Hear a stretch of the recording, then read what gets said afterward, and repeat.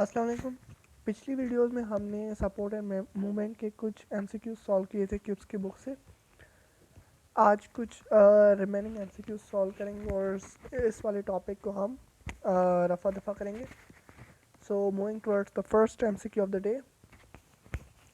अच्छा, प्रीवियसली मैंने 20th MCQ आपको करवा दिया था, so I am going to remove it.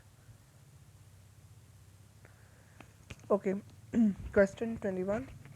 A protein that is complex of 3 polypeptide chain is तो ट्रोपोनिन इसमें आंसर है आपका।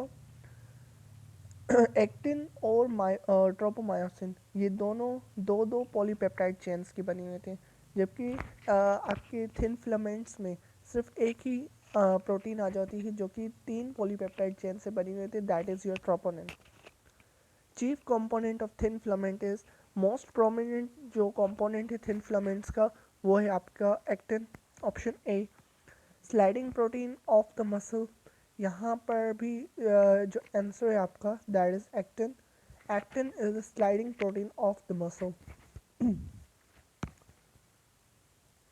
Next MCQ, the point of attachment of the nerve to the muscle is called a dash junction. हमने उस point का नाम बताना है जिस पॉइंट पे आपकी नर्व और आपकी मसल जाकर कनेक्ट होती है, तो that is your neuromuscular junction. All of the following are true regarding the muscle contraction except, एक चीज़ ऐसी है जो कि मसल कॉन्ट्रैक्शन के हवाले से फॉल्स है, हमने वो चीज़ आप आज बतानी है। तो that is option A, I band shortens. जब मसल कॉन्ट्रैक्ट करती है तो आई बेंड शॉर्ट हो जाती है, ये बात ठीक है। ए बैंड रिमेन अनचेंज्ड, ये बात भी बिल्कुल ठीक है। ए बैंड में कोई भी तब्दीली नहीं आती। जेड लाइन गेट्स क्लोजर, बिल्कुल जेड लाइन्स एक दूसरे के करीब आती है, but option D is false. M line does not disappear, okay. M यहाँ पर लिखा है कि एम लाइन डिसअपियर हो जाती है, but it's wrong, M line disappear नहीं होती। Next MCQ, contractile protein of skeletal muscle cells involving ATPase activity is। अच्छा, तो इस क्वेश्चन को करने के लिए आपको एक छोटा सा कॉन्सेप्ट होना चाहिए कि हमें ऐसी प्रोटीन के बारे में पता होनी चाहिए जिससे अपनी मूवमेंट करने के लिए, अपना काम करने के लिए एटीपी रिक्वायर्ड है। तो आपने मायोसिन का नाम सुना है। मायोसिन के पास बल्बस हेड्स होते हैं इस तरीके से,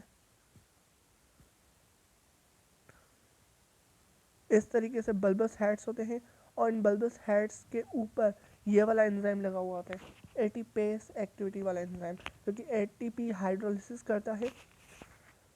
अच्छा, जब क्रॉस ब्रिजेस बनती हैं तो एटीपी की ज़रूरत नहीं पड़ती, बट जब क्रॉस ब्रिजेस टूटती हैं तो उस दौरान एटीपी की रिक्वायरमेंट होती है।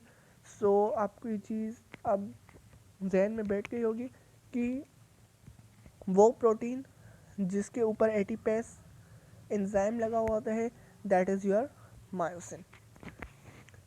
When muscle contracts, thick and thin filaments undergo sliding filament theory के अकॉर्डिंग जब मसल कॉन्ट्रैक्ट करती है तो थिक और थिन फिलामेंट्स एक दूसरे के ऊपर ओवरलैप कर जाती है। अब motor unit is made up of, motor unit दो चीज़ों से बनी होती है, एक आपके मोटर न्यूरॉन्स और दूसरे आपके मसल के फाइबर्स। सो हमने ऑप्शन में चीज़ें देख ली है। ऑप्शन ए देखें, all the muscle fibres within a given muscle, neurons भी होते हैं। Option B, a motor neuron and the muscle fibre it innervates, तो ये ऑप्शन आपका करेक्ट है। मोटर न्यूरॉन भी मेंशन है और आपके मसल फाइबर्स भी मेंशन है। All the neurons going into an individual section of the body, ये बात भी ठीक नहीं है। अच्छा, यहाँ पर इन्हें मेंशन करना चाहिए था specific section of the body, that is your muscle. A fascicle and a nerve, ये चीज़ भी नहीं। यहाँ पर ऑप्शन बी करेक्ट है, a motor neuron and the muscle fibre it innervates. Next question, it acts as immediate source of energy for muscle contraction. Muscle की contraction के लिए energy जहाँ से आती है वो एक अदद मॉलिक्यूल होता है जिसे हम एटीपी का नाम देते हैं. That is option number A. Next question. knee and elbow joints are examples of. knee और elbow joint किस joint के examples हैं? तो knee और elbow joints आपके hinge joint के examples हैं. बॉल एंड सॉकेट जॉइंट में आपके दो बोन्स आ जाते हैं. एक जो ट्राइंगुलर शेप्ड होता है जिसे हम स्केपुला का नाम देते हैं, और एक जिसे हम ह्यूमरस का नाम देते हैं. तो बॉल एंड सॉकेट में आपके वो बोन्स आ जाते हैं. कार्टिलेजिनस जॉइंट, इसमें आपके पार्शियली मूवेबल जॉइंट्स आ जाते हैं, जैसे रिब्स वगैरह की जो मूवमेंट होती है, that is a partially movable activity. Option D fibrous joint. तो फिब्रस जॉइंट्स जो आपके पाए जाते हैं वो इमूवेबल जॉइंट्स में इसमें आ जाते हैं, जैसे आपके स्कल के मसल्स, स्कल के बोन्स. तो स्कल के जो बोन्स होते हैं वो इन फिब्रस जॉइंट्स में आ जाते हैं. तो हिंज जॉइंट में आपका नी का भी एग्जांपल है, और उसके अलावा एल्बो के जॉइंट का भी एग्जांपल आ जाता है. Next MCQ, which of the following is an example of synovial joint. Synovial joint में आपके कौन से एग्जांपल्स आ जाते हैं? Joint between clavicle and scapula, नहीं ये नहीं आते. Joint between rib end vertebral column, ये भी नहीं आते. ये आपके उनमें आ जाते हैं कार्टिलेजिनस जॉइंट्स में. देन स्कल बोन्स के जॉइंट्स ये आपके फिब्रस या इमूवेबल जॉइंट्स में आ जाते हैं, तो ये भी आंसर नहीं है आपका. ऑप्शन बी यहाँ पर करेक्ट है. Joint between radius and ulna, radius और अल्ना के दरमियान जो आपके जॉइंट्स आ जाते हैं, that those are synovial joints. Okay, next MCQ. The joint present between the bones of forearm and the wrist is called wrist or forearm. के दरमियान जो आपके joints आ जाते हैं, that is your multi-stage joints. Option B.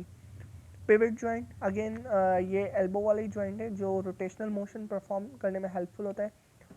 Ball and socket, आपको मैंने बताया कि स्केपुला और आपके ह्यूमरस के दरमियान जो जॉइंट आ जाता है.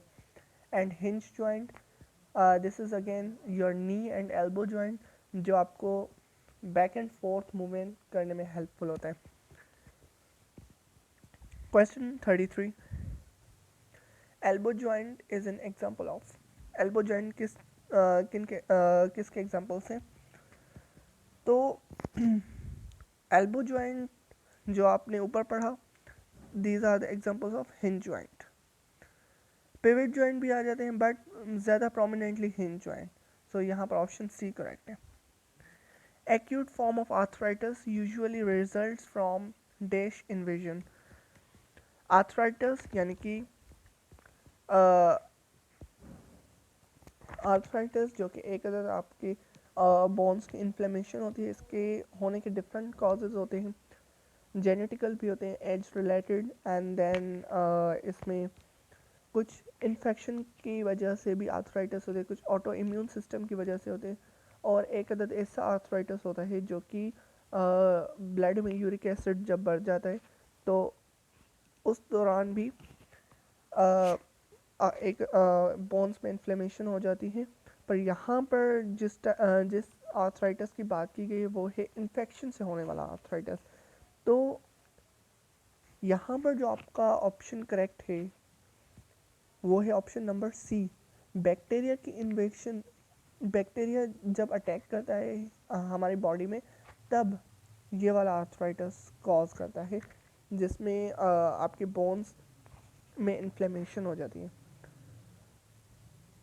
तो ये थे लास्ट MCQs जो कि रह गए थे पार्ट 1 में. तो आज हमने ये कंप्लीट कर लिए. आई होप आपको सपोर्ट एंड मूवमेंट की टॉपिक के सारे MCQs समझ आ गए होंगे. Thank you very much.